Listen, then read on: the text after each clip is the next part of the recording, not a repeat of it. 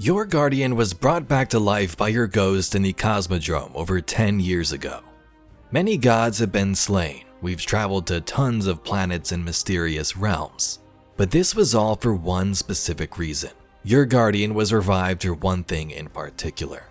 You are now wielded as a weapon unsheathed to save the universe. Welcome, Guardians. Today we discuss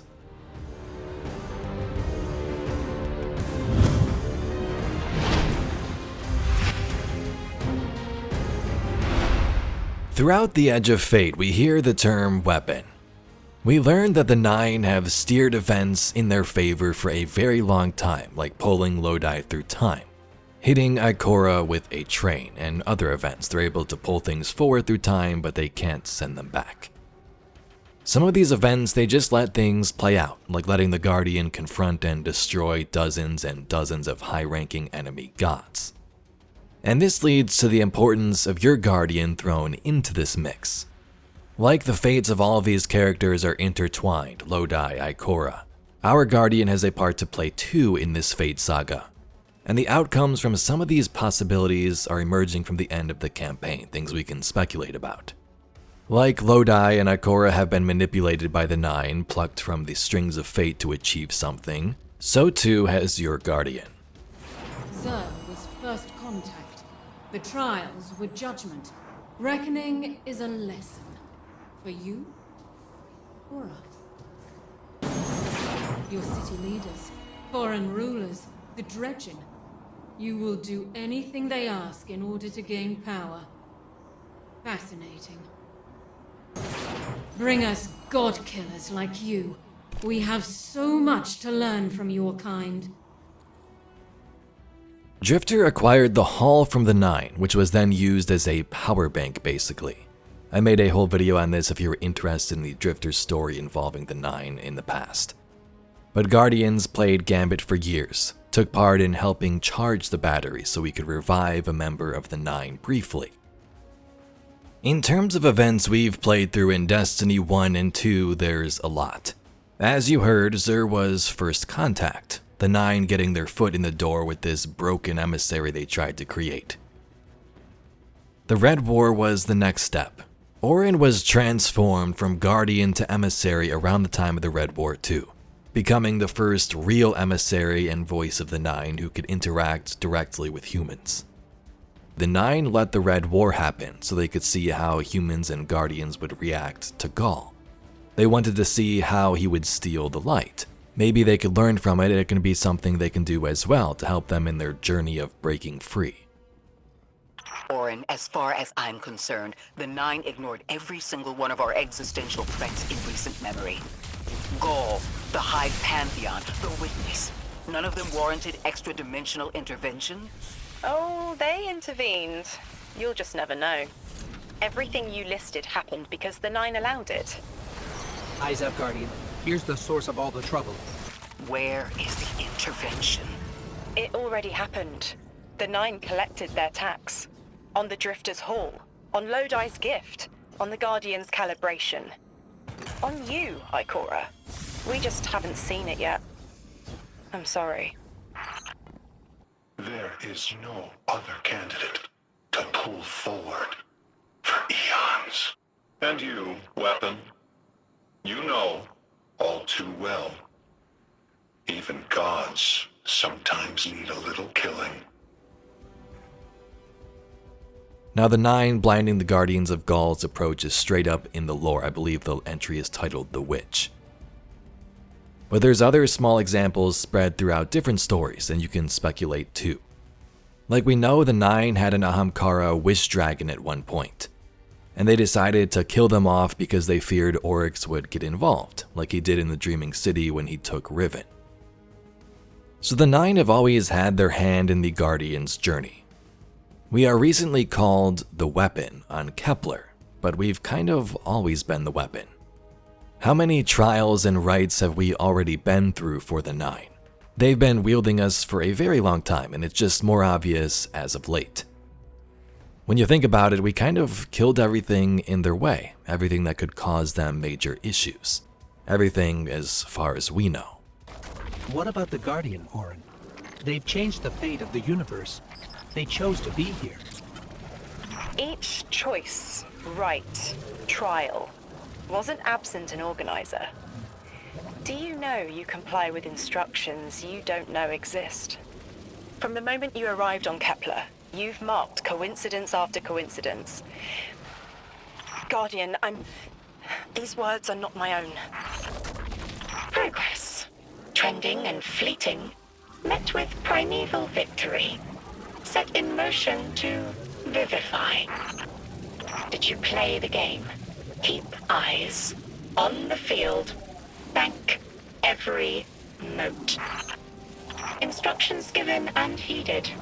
The Drifters' Hall arriving. We hope you prepared. Help. Did you pay attention, Guardian? Commander, answers later. Levaszk, perihelion around my maypole. But I do have a message for the weapon-to-be. Guardian, we knew salt water would evaporate. Missiles aping at solar flares would collide. Humanity was destined to burn. 3 and I, well, we looked at the valley of unknown space. We saw our nature would nurture the conditions for uppercase light. Your resurrection was enabled by our hand for this purpose. Your action will end the looming horizon.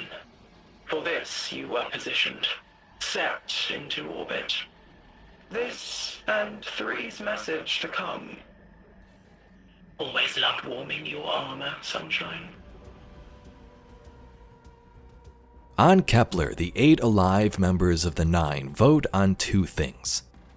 The first thing they voted on was to appoint Lodi as the new emissary after Orin quit. They call her the Quitter in dialogue. And the second thing they voted on was the Guardian becoming the weapon of the 9. As they vote, which you can see, they agree that the Guardian is the weapon, but were tied with the votes when it came to appointing Lodi. One more vote was required, and that of course was 3.